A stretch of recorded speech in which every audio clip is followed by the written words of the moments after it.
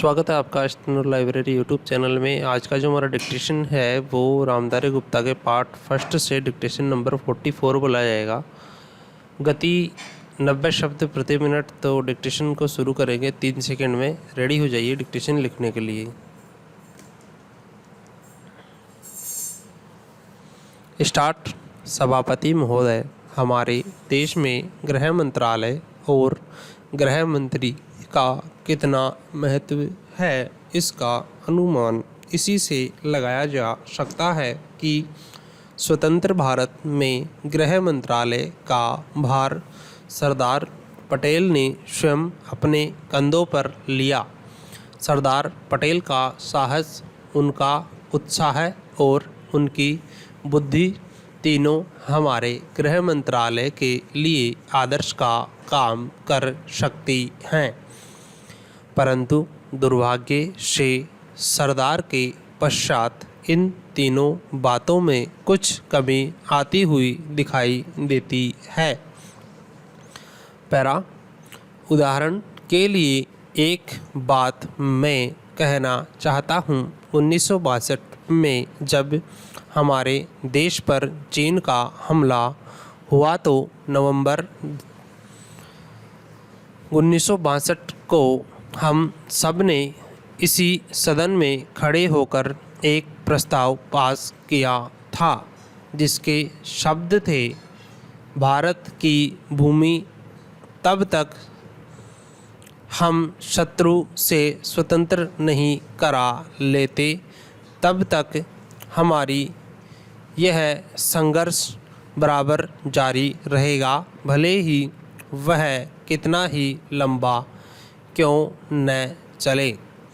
लेकिन कुछ दिन बाद आगे चलकर हमने राष्ट्रीय एकता सप्ताह या दिवस मनाना शुरू कर लिया,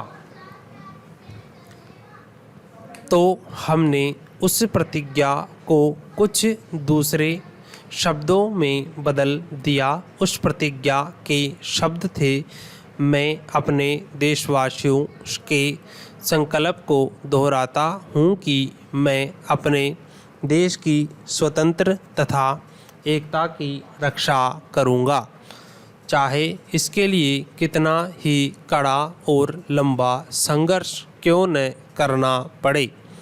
पैरा।